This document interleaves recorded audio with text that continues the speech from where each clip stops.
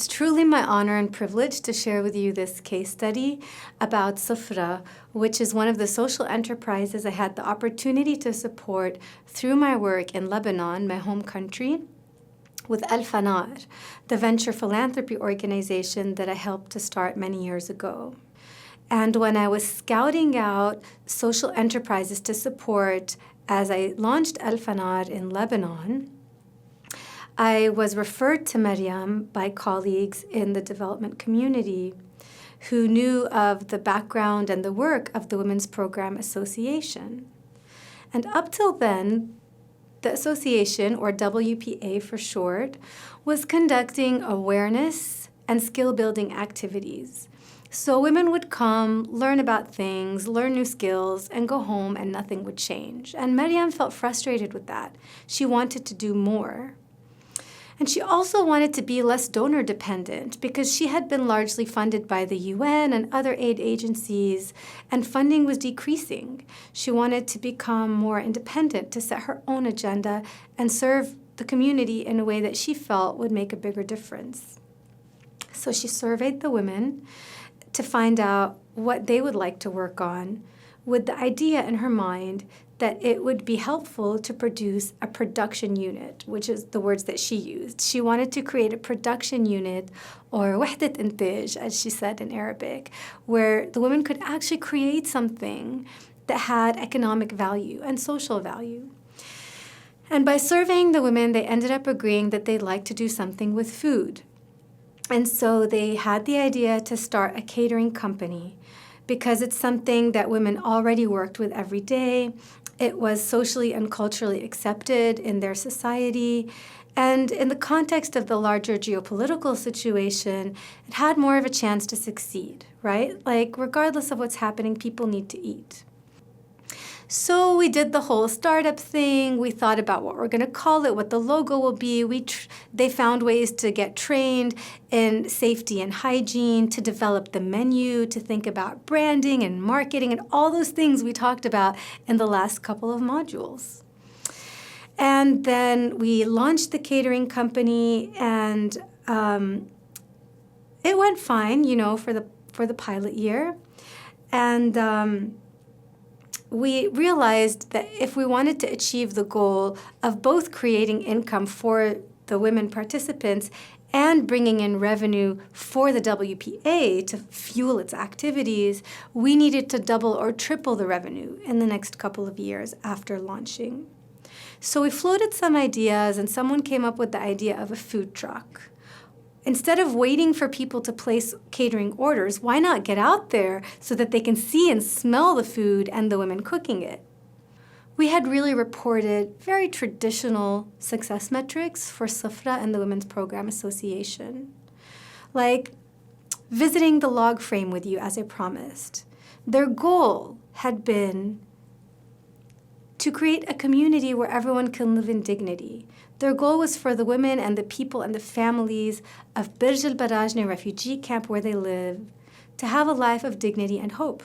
That was their underlying goal, right? There's no why more than that. And then we broke it down into a couple of different objectives. The first one was to increase the household income of a number of women participants over a certain period of time. And the second was to increase the revenue for the Women's Program Association to fuel their activities in the community. And then for each objective, we had certain outputs. For example, for increasing the household income, we said, we're going to start a catering company. We're going to create a certain number of jobs. We're going to create all those measurable outputs you have to create to reach those objectives. We have to create a menu. We have to create a website. All those things that we were going to produce. And then in the next column, we would list the activities. Find someone to train the women, raise money to pay the trainer, develop a logo, develop a website, test out the menu, do some sample tastings, all those activities we need. Find someone to run the kitchen, etc. And then we would say, okay, what's the estimated cost? What's the estimated time to operationalize this? And what are the targets? What's the baseline household income? And what are we trying to get it to? So that's an example of an indicator that's related to the objective. But then you could also, that's an outcome indicator, and then you could also make process indicators, right? Like number of orders, number of money made, etc. But when I thought over time about the change we were actually creating in the community, I felt that it just wasn't captured by those numbers. It didn't matter that we were only reaching a certain number of women or producing a certain amount of money. Maryam and the women of Soufra were being activated as agents of change. They realized they don't need to be a charity case. They don't need to be donor dependent. They can actually dream, and they can actually achieve those dreams. So Maryam had always had a dream to create a daycare. And people around her used to tell her, "What are you talking about? Who are you kidding? You can't do that. Have other dreams." But she actually, by working with Al-Fanad, realized that if people believe in you and put their money where their mouth is, you can make a difference. And the baseline for that change is that Maryam and the women and every single other person in their community, for good reason, had always felt helpless and hopeless, like many people in low-income, displaced communities do. And many people, even in the host community in Lebanon, do. It's easy to feel helpless and hopeless. Even you and I, myself, can often feel helpless and hopeless. I listened to the news this morning. It's easy to get despondent and feel you can't create change. Well, we were helping to create agents of change. And that change is so hard to measure, even though you do observe it. And so I came back to the women of Soufra and to Al-Fanad many years later, and I said, we're not doing this investment justice. When we talk to funders, when we talk to the host community and other stakeholders, when we talk to the women itself and the refugee community, we're talking about jobs created? Come on. These women have become leaders in the community. They self-report that they now have a reason to get out of bed in the morning and get dressed and leave the house. They have become decision makers in their home, in society, and they feel that they can create change for themselves and for others. That, my friends, is what we call agency.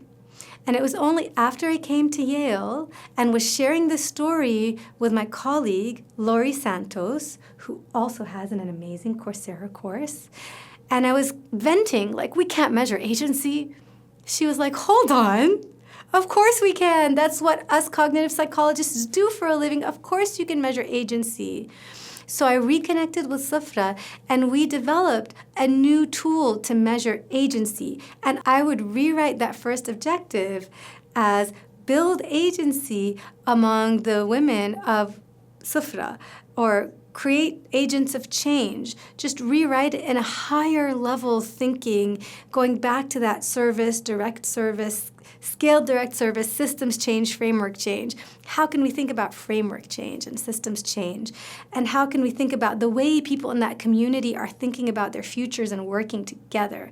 That's way more than X jobs created. And my belief is that we can work together to help create success metrics that really indicate the depth of the social change we're creating, not just the breadth, not just the numbers reached, but how are we transforming a community, changing who participates in the market, and really transforming the world. So I hope this case study has been a helpful ending to this module. I think that measuring outcomes is the most important thing you can do in social entrepreneurship, and I want you to really be ahead of your game in breaking barriers, creating new ways, new knowledge, new skills for yourself and others to define what social change looks like and how you're going to capture and communicate it.